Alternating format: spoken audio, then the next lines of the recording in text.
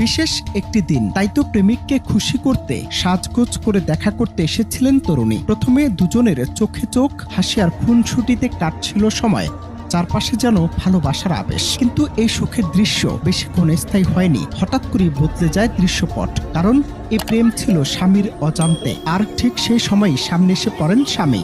মুহূর্তের মধ্যেই প্রেমের গল্প রূপ নেয় ভয়ঙ্কর উত্তেজনায়, যে দৃশ্য নিয়ে বর্তমানে তোলপাড় নেট দুনিয়া।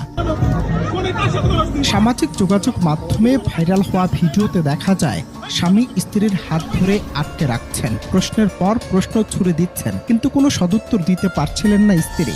অভিযোগ রয়েছে এরপর কোনো কিছু বুঝে ওঠার আগেই প্রকাশ্যে স্ত্রীকে মারধর শুরু করেন ওই স্বামী। আশপাশে থাকা মানুষজন কেবল তাকিয়ে দেখেছেন, কেউ বাধাও দেননি। প্রেমিক, স্বামী ও স্ত্রীর এই ত্রিমুখী সংঘাত মুহূর্তেই ছড়িয়ে পড়ে সামাজিক মাধ্যমে।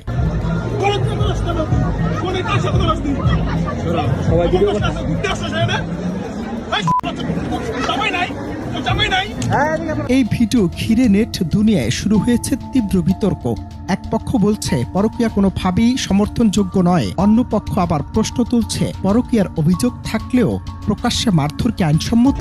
অনেকের মতে ব্যক্তিগত সম্পর্কের জটিলতা থাকলেও কাউকে শারীরিকভাবে লাঞ্ছিত করার অধিকার কারণেই ভিডিওতে দেখা মারধর স্পষ্টতই অপরাধের আওতায় পড়ে। তবে এখনো নিশ্চিত হওয়া যায়নি ঘটনাটি ঠিক কোন এলাকার কিংবা ভিডিওটি কবে ধারণ করা হয়েছে। তবু একটি ভিডিও আবারও প্রশ্ন তুলে দিল, ব্যক্তিগত সম্পর্কে দ্বন্দ্ব কিভাবে জনসম্মুখে সহিংসতায় রূপ দিচ্ছে। সামাজিক যোগাযোগ মাধ্যমে ভাইরাল হওয়া এমন দৃশ্য কি আমাদের সমাজের নৈতিক অবক্ষয়ের প্রতিচ্ছবি, নাকি আইনের দুর্বল প্রয়োগই এমন ঘটনার জন্ম দিচ্ছে? এ প্রশ্ন এখন ঘুরপাক খাচ্ছে নেট দুনিয়ায়। অনন্ত হাসান মাসুদ, বাংলা টিভি।